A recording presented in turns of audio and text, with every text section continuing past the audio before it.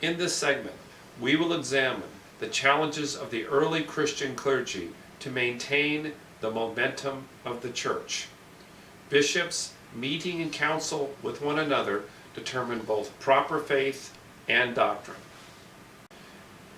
These liturgies combine the Jewish reliance on ritual and tradition, as well as the Greek emphasis on wisdom and critical thinking.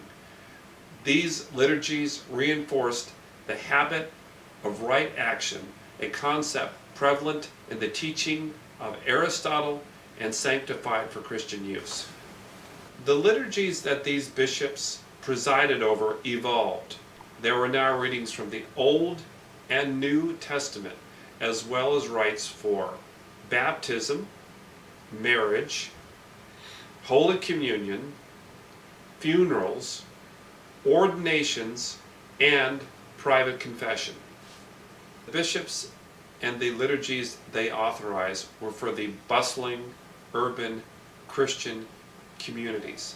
The chaos of urban living proved too difficult for those who were keen on preserving the Christian ideal of a life of prayer. Beginning in Egypt and spreading throughout North Africa and Asia Minor, men began to live in primitive monastic communities.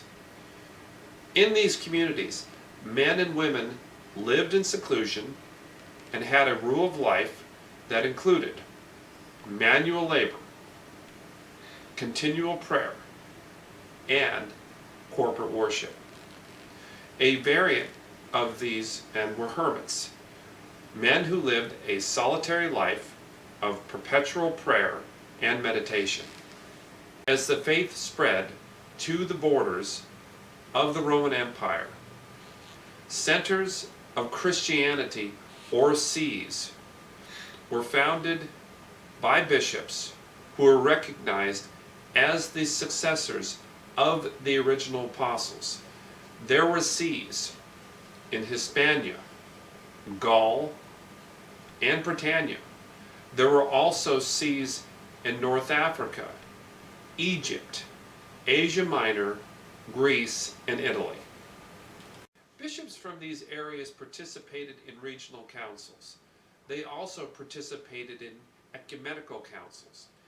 Ecumenical councils were convened specifically to address issues of orthodoxy and also to eliminate those teachings that were contrary to church doctrine. Bishops of the sees of Lincoln, London, and York participated in the Council of Arles in southern Gaul, discrediting the Donatist heresy in 314 AD. This heresy did not develop overnight, but over a period of nearly 250 years. State persecutions began under the Emperor Nero in 66 AD and were concentrated in Rome. Christians were imprisoned, crucified, burned alive, or fed to wild animals as entertainment at the gladiatorial games.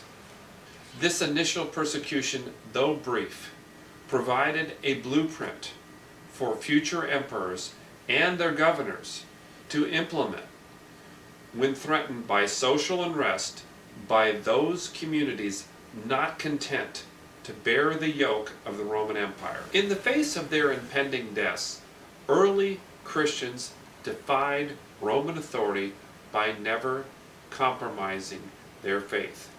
This created a cult of the martyrs. Tales of these martyrs was a catalyst for the spread of Christianity. Many priests and bishops were martyred in the name of Christ.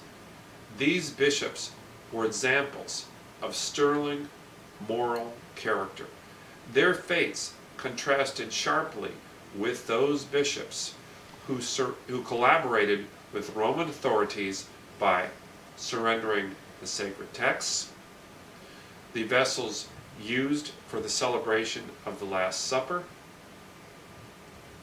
the vestments of their priestly office, and making public sacrifice at the pagan temple in exchange for their lives and the lives of their congregations. Official persecutions were sporadic and never uniformly enforced. Not all generals and governors were as savage as the emperors.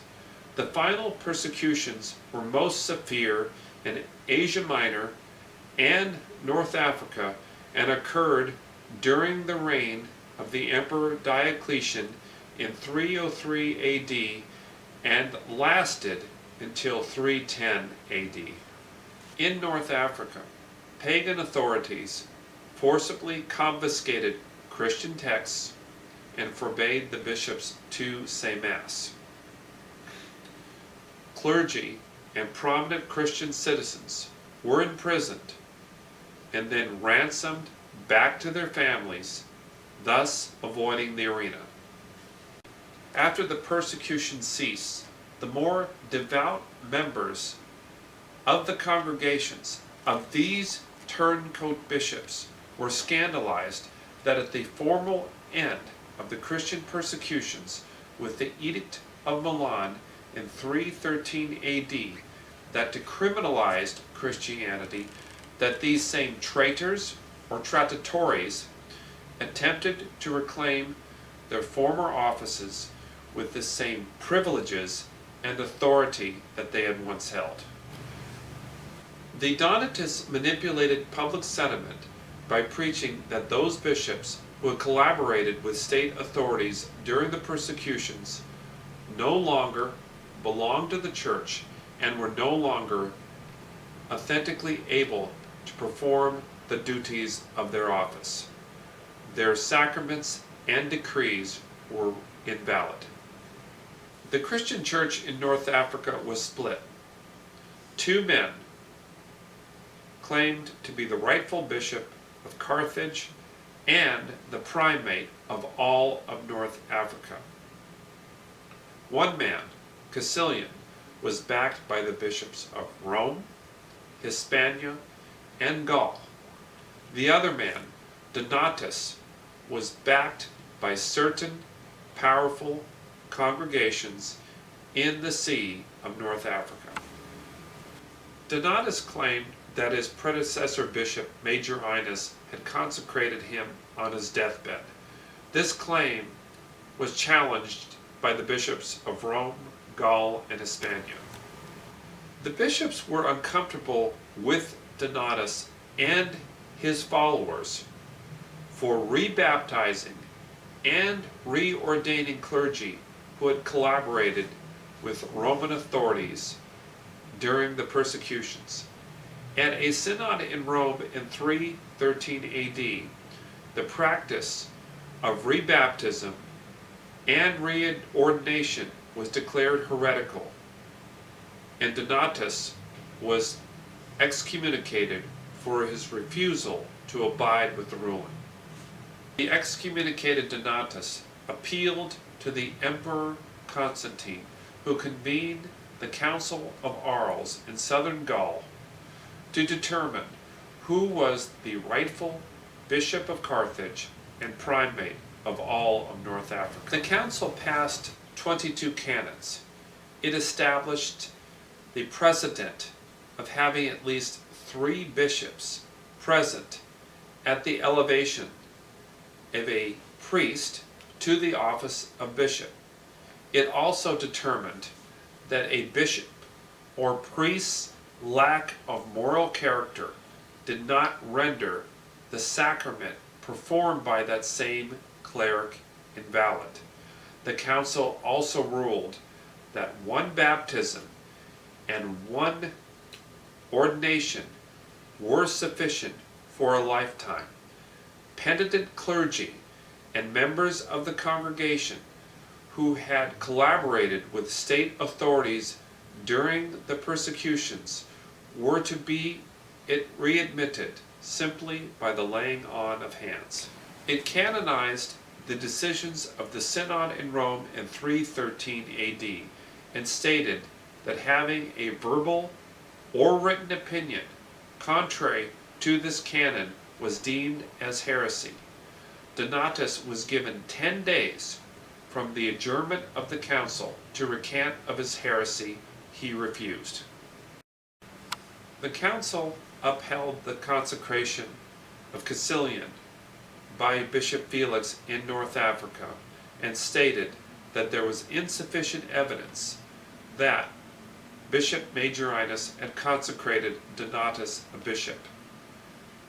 Caecilian was named the rightful bishop of Carthage and primate of all of North Africa.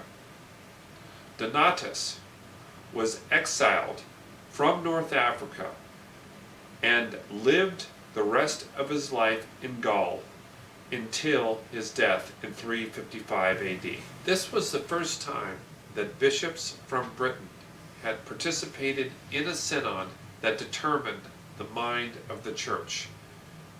This was the first time that the church and the state had worked together to preserve the faith.